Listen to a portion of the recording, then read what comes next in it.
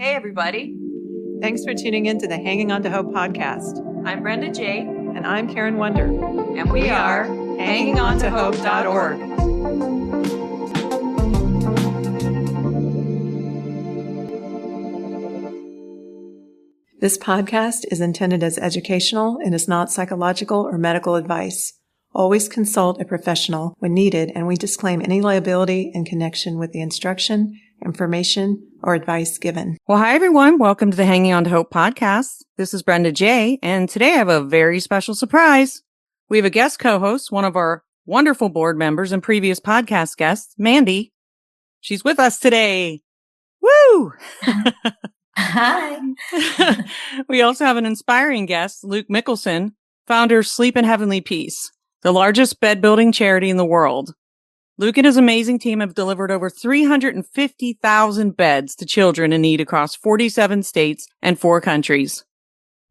Hey, everyone. This is Mandy. Nice to meet you, Luke. Continuing with part 2. That's amazing. Yeah. It is absolutely amazing. Thank you. I was going to mention how you were saying that people don't know what a big problem it is, but based on the statistics in Arizona that I came from, moms and kids are the biggest percentage of homelessness there. And that's not including those who, may not have beds, who might have a structure to live in. Like you have homelessness, and then you have people who have structures and still nothing. So it's Correct. like, it is crazy. And I worked with this organization in Arizona where they actually take in kids to keep them from getting sucked into the system if their parents are going through a hard time or whatever. And they give them these beautiful rooms, right? Like these kids get these beautiful rooms while they are staying with them. And the CEO one time told me, she goes, it's so interesting because we will come in and the child will be sleeping in the closet. And I said, why is that? She goes, because they're not used to sleeping in a bed. Yeah. And it feels very unfamiliar. And it's scary. It's almost scary because their safety is their closet. And until they learn that this is theirs and they can be in that bed, and they eventually progressively start sleeping in the bed when they're ready. And I'm like, holy cow, like that's a huge problem. Yeah.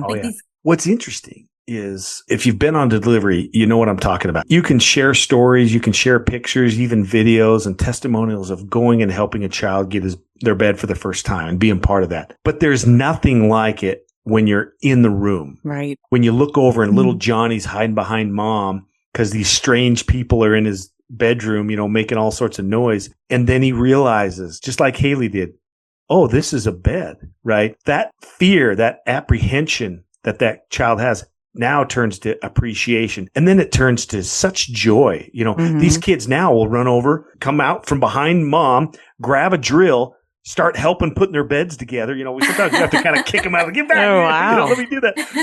We let them help too, but it'll be 3:00 in the afternoon. This child will crawl into that bed and go to sleep because they've never had a bed before. I mean, oh my gosh, and when you see amazing. that, when you see that, there's just, how it is. There's just an emotion in the room you can't get unless you're there. And then I wish everybody would go on a delivery because it does change the way you feel about how big and nasty this problem is. Child bedlessness doesn't know economics. It doesn't care about race or religion or geography. It only cares and knows about hardship and troubled times. These kids are in these conditions not because of their choices. And sometimes it's not even because of anybody's choice. It's a house fire. It's a lost job. It's a move. Or mom grabs a garbage bag, stuffs it full with whatever she can find. The kids grabs the car and takes off, right? There's unfortunately about safety. Yeah. And so these kids are in these situations not because of their choices. And, and I tell my chapter presidents, when you go in there, that's the mindset you need to have, right? You go in there, you're here to help the child, right? First and foremost, right? Right. We're here to help the child. The parent has a lot of resources for them to get help with. We're going to be there for the child on this particular event. So. And there's something so special about when a kid is in that situation. And my husband grew up in poverty, and there was just something so special about having something that's his. Right. And, when it's this is for me, this is just for me. I'm glad you brought that up because one thing we do, there's two things when I talk to the kid when we're delivering a bed. The first thing is I said, little Johnny, I want you to know this is your bed. This is yours. It's not your parents. It's not your brothers and sisters. It's yours, right? Because exactly what you just said, a lot of these kids don't have much. They don't know what possession means, right? They don't have much to share other than used toys that was probably handed down to them or given to them from a friend, right? No, this is your bed. And number two, see all these people in this room that you don't know who they are. You don't know who I am.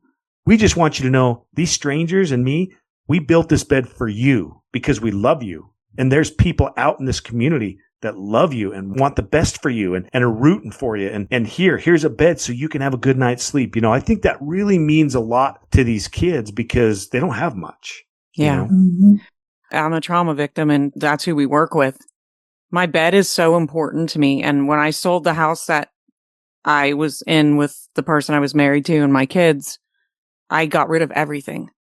But the most important thing to me was buying a bed that I loved and that I was going to be comfortable in. And I got one of those ones that raises up and down because I have 4 torn discs in my neck from the domestic violence. So I can't sit at a desk anymore and work and edit. I can only be in a bed. It's so strange with a little tray table. So that was the most important thing to me. And everything around it is fluffy and furry and that feeling of safety that I have. Yeah. You can't put words to it. So it's interesting. You're talking about children and I'm like, I don't know. I feel the same way as 100%. that kid. Yeah. Well, I just, something about it. I was on a podcast a little while ago and the co-host, we did a little prelim call and then we were actually on the podcast and she revealed over live air podcast. She says, Luke, I'm 26 or 27 years old. I think she said, I just got my very first bed of my own. Oh. She said, and she's always been sleeping at least on a mattress, right? But it's always been on the floor. And I mean, she broke down and she says, you're right. You just don't realize how valuable that space is to you. It is. Right? Until it becomes either gone or you realize it because you get it for your first time. And it's so true. I mean, again, it goes back to where do we go when we're hurt, when we're sick, when we need comfort, right? We go to our bed for crying out loud. And these kids don't have that. Yeah. And it's so important what you do.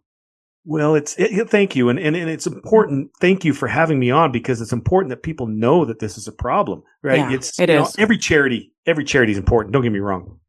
And I'm a bias towards mine for sure. But I think the reason why it's so important is because it's so unheard of. You can't fix a problem if you don't know it's broken. And that's the problem we have in our country is not a lot of people know that this is a real thing. And anybody can find out. You can go to our website, shpbeds.org, and you can learn about how big this problem is, how big it is in your own hometown. You can find out a way to contact the chapter president and be a part of it. We're a charity. We need funds. 90%, greater than 90% of your donated dollars can go and stays in whatever chapter you select. Right. Well, that's important. We want people to know that. And if there's not a chapter in your area, you can start one, right? All of these chapter presidents, all 440, these are people that probably no business running a nonprofit like this guy here, right? They just have a heart that wants to be involved. And yeah, that's awesome. They come from all sorts of backgrounds. And now guess what? They're running a chapter and building thousands and thousands of beds for kids in their own community. How cool is that? That's awesome. It's awesome. So amazing. Yeah, and before this podcast, I don't think I even told people I was giving people beds. This is the first time. So we're like killing 2 birds with 1 stone, do they say? But I'm like, amen. It's not, I don't like to talk about, I just like to get stuff done. I'm a problem solver and it's like, I just go do that stuff, but we don't talk much about it on the podcast. We just usually promote other nonprofits or try to bring on therapists and authors to promote healing from abuse. So, but this is a big problem. And I hope that some people listening, either whether they're moms that need beds for their kids will, reach out to you guys or yes, please. Even want to, somebody listening. We have, people all over the world. We're in 126 countries. So, maybe they'll want to start a chapter and help kids get beds. So this is amazing. I'm so psyched. You can apply on your website for a bed. Correct. Yeah, that's the main thing. And thank you for bringing that up. I kind of, go to shpbeds.org if you know. You know, the cool thing is if you know someone, I don't care if it's for yourself, for your neighbor, or your sister or friend 3 states over, right? You can go to shpbeds.org. You can fill out an application as a referral to anybody that you know. We keep everything super confidential, obviously. But if the chapter president has accepted that zip code that you put down where the child's living, then they will get that application. They will review it. Now, unfortunately, again, we only cover 27% of the United States. There might be a chance that there's not a chapter there, but at least they'll know, right? They'll get an email that says, hey, there's no chapter here, but, apply again. We put on 50, 60 chapters a year, right? I wish it was 500 chapters a year, but, we're getting there. And our mission demands growth, which is, our mission is no kid sleeps on the floor in our town. We just want our town to be everybody's town. One initiative that stands out is the Deliveries Across America event. Can you tell us more about that and the impact it has on kids and communities? It actually first started with, I had a 12-year-old kid that was part of our chapter here locally. And we had just started getting kind of big. We were announced on Mike Rowe's Returning the Favor. We were episode 9, season 2, which kind of announced this to the whole world. Well, we started putting on a bunch of chapters and started building a lot of beds. Well, this little 12-year-old kid says, hey, hey, Luke, what would be cool if we all of our chapters built on the same day? And I'm like, yeah, that would be way cool. Well, hence Bunks Across America was born. And so the second week of September, we encourage all our chapter presidents to build on the same, at least within the same week, right? Mm-hmm. Last year, we built 10,000 beds. It was awesome. Wow. Well, we did that for the first couple of years, starting in 2018. Well, here, building beds are one thing, but where the rubber meets the road is delivering beds. Why don't we have Deliveries Across America, right? So a couple of years later, we developed and created this Deliveries Across America. So in like the second week of December, we have our Deliveries Across America event where all our chapters try to deliver on the same day. Wow. Deliveries are a lot harder than build. We can build beds really fast. In fact, one event, we built a bed every 12 and a half seconds. That's how fast we can build a bed. What? Yeah. It's like a race car pit. Yeah. Well, when you have 14 chapters building all at the same time, it goes quick. But maybe we'll end bedlessness then. We're trying. Wow. When you only build, and I say only relatively, right? When you build 100,000 beds a year, that's what we're going to do. But you have 12 million plus kids. It can take a little while. Yeah. But we're going to get there, and we're putting on more chapters. And yes, Deliveries Across America is a big event for us. I think last year we delivered 3,500 beds in one day. The Phoenix chapter, the San Antonio chapter, some of these big chapters. I mean, they'll deliver 300-400 beds in one day. It's freaking amazing. I'll be honest. Oh my goodness! Do you guys rent? Do you guys rent U-Hauls to do that? So, great question. We do. Lowe's is one of our largest sponsor. They give us all sorts of discounts and donations, and part of that is they'll let us, like the San Antonio chapter. We had, I think, 7 or 8 of their box trucks show up to load up the 300 beds and go deliver them, and we just walk behind the trucks. Some of the employees were there. Dude, it was just so much fun, right? Yeah. You go to these government assisted apartment complexes where there's a lot of need there, and they've got it down. It's a whole system. But, wow. Delivering 400 beds to 300 or 400 beds in one chapter on one day is quite a feat. Pretty amazing to see from you saying a kid there that didn't know what he was doing at all. I still don't know what I'm doing. Like you're like leaps and bounds. Like I would love to take all the credit, ladies, but unfortunately, there's a lot smarter minds at play here than just. But, here's the thing. This is the beauty about charity. This is the beauty about, I think, what we've established here as an SHP family, and I hope other charities adopt it. We're not associated with any religion or race or politics. We're humans helping humans, right? And the reason why I like that, at least for us, is because it doesn't matter, So when you come to Sleep in Heavenly Peace and you're delivering a bed, we don't care what your background is per se. Obviously, there's some things, but we don't care what you believe in. We don't care what your political affiliation is, or even what race you are. Come and help. We're just helping people, right? We're just helping people, and people don't have beds. They don't have anything. Correct. So we help the homeless a lot too. So yeah. Some of the biggest challenges with that too is, as you probably know, mission creep is a big problem with nonprofits. It's the number one killer. I don't know if you know that, of nonprofits out there. And it's hard, especially when you're a young organization like we were back in 2018, still kind of are, and growing as fast as we have been. You bring new people into your organization, which is awesome.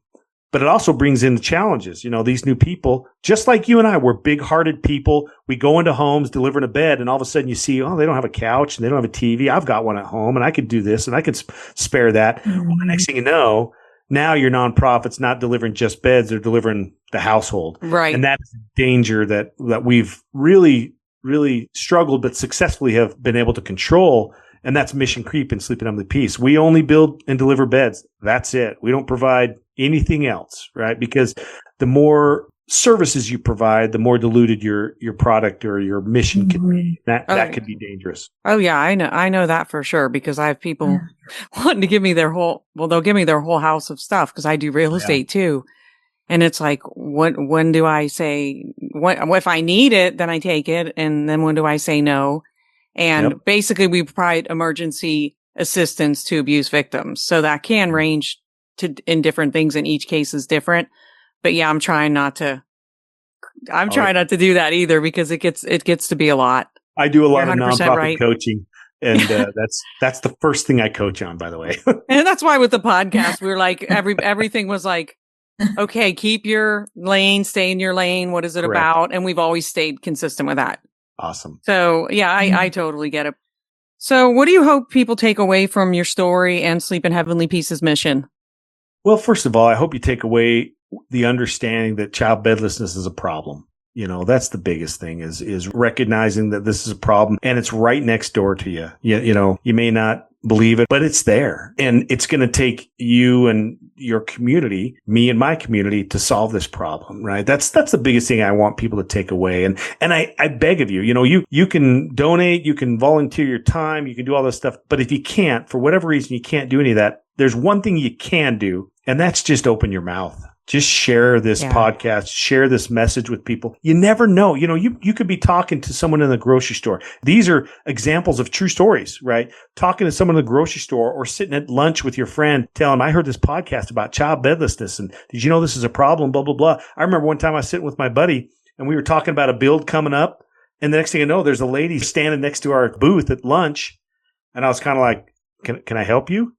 And she says, I'm sorry, I just listened to your entire conversation about building beds for kids. And I was like, yeah. She says, here's all the money in my wallet. That's what she said. Oh my God. And hands me over, like, I don't remember, it was like $80 in cash or so. But the message landed much harder and much clearer than the money did. And that is, by opening your mouth, by sharing what you hear, you just never know who's listening. You might be sitting in a grocery line, and the mother behind you with 5 kids doesn't have beds for their kids. And now, because of your conversation with the teller, they heard where to go. You just never know. So please just open your mouth and share the message. Yeah, because that whole car had a wrap on it that said no kid sleeps on the floor in my town. So I can't see that well. So I'm like, I saw that.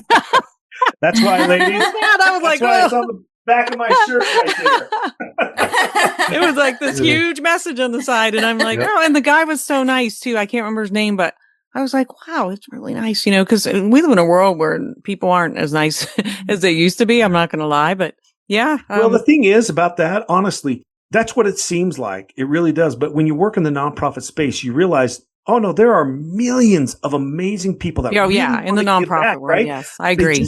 They just don't know how. Right? They don't know how to give back. And I like I said earlier, I do some nonprofit consulting and whatnot. And I tell nonprofits, and all you nonprofits listen right now, I'm going to give you a real golden nugget right now. And that is this: your volunteer experience is just as important as the mission you serve. Yes. And why I say that is because your volunteer experience, if you provide a meaningful, heartful, fulfilling experience for your volunteers, they become your salesman, if you will. They become your mouthpiece. And that's what spreads your mission and spreads your cause across the world. Right. Yeah. And I learned this from a guy, an old guy that came to a build rather. He was so old, I thought he was going to die while I was there. I was a little nervous, right? but honestly, the guy, after 4 hours of cutting wood and covered in sawdust, and I had forgotten about him, and I felt sorry. I went back and I said, Hank, I'm so sorry, man. And he looked at me, he's real serious like, and had that grandpa smile. And he says, Luke, I've spent a lot of time in my life, because he was like 700 years old, by the way. He says, I've spent a lot of time in my life volunteering at events just like this. He says, but I have never, ever once showed up at an event, and in 5 minutes I was put on a job, and it was so critical that I could not leave my job. Not once, not to go to the bathroom, not to get water. I had to stay here for 4 hours, and I was like, man, I'm so sorry. I should have come and relieved you. And he looked at me dead serious, just took the wind out of my sails. He says, no, thank you. And it just hit me, right? I had spent so much time as this leader of this nonprofit to try to make my experience for my volunteers as easy as possible. And I don't, let me go pick up that box and let me move this and let me do this for you. All I was doing was robbing them of the experience of feeling the joys of fulfillment, feeling the joys of hard work. When you wake up the next day and you're sore and you got splinters, you got sawdust blowing out your nose, right? I used to worry about that. And no, that's actually quite the opposite. That volunteer is going to feel a level of fulfillment that they probably haven't felt at any other service, right? That's why we always say a little saying we got in SHP, the happiest volunteer is the sweatiest and the dustiest. Yeah, that's so true. Definitely true.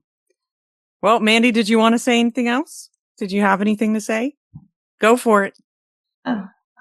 I've really, really appreciated this conversation, and thank you so much for sharing your story and your experience, and for all the wisdom that you've learned through this crazy boom of a nonprofit that you started in your garage. It's just phenomenal. It is a huge problem, and I just love that you're tackling it along with all your chapters. And I just wanted to again say, for anyone listening, you can find out more and get involved at shpbeds.org. And can we add the link to this episode? Oh yeah, I'll add it. Absolutely. Yeah. Okay. But yeah, keep up the amazing work, Luke. Thank you so much for all you do. I hope you get tons of people that want to help. I do, because I think everybody should be helping, but they need to find their, where their heart is and where they want to help. And if this is what's for them, then I want everybody to help, because I have a hard time getting help too. Yeah, it's hard. True joy. And I'll leave you with this. True joy. If you want true joy, you need to stop looking at yourself and see how you can help someone else out. Yes. Your problems. So good. Yeah. Your problems, they're not going to go away. Of course not. Right. Mm-hmm. But what happens when you help someone else out? The fulfilling feelings that you get from that. Now you look at your problems and you realize, oh, this monster that I've created in my head that have just been weighing me down, it's not that big. And and now I can deal with this problem, right? That's what service brings. And that's what joy brings, is when you find problems that you now know how to get around, right? Because when you don't know how to get around a problem, like I did, sitting on the couch, not knowing how to figure who I was and what my, purpose in life was, it's miserable. We've all been.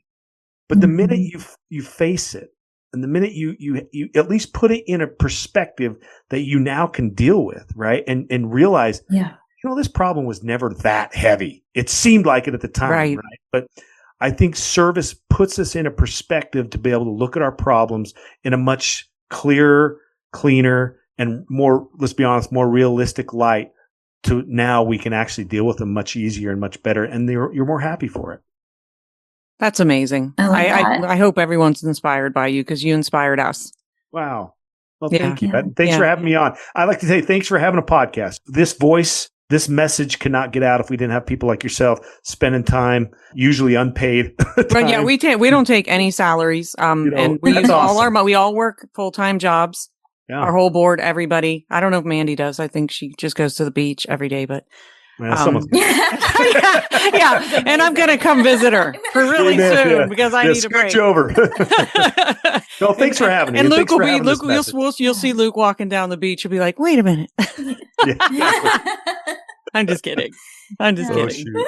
Had to have a little fun in it. Yeah. Thank you. Enjoy your dinner. Yeah. Thanks for coming on to the Hanging On to Hope podcast. Thanks for tuning in to Hanging On to Hope. Check out our website, hangingontohope.org. There are resources on there, and if you would like to donate or volunteer, you can do that through our website. We are a brand new nonprofit, so we appreciate any and all support. And we thank you for listening. And until next time, keep hanging on to hope. We are evidence that there is hope and healing for you, and our passion is to help you find it too. So thanks for tuning in. Thanks for listening, everyone.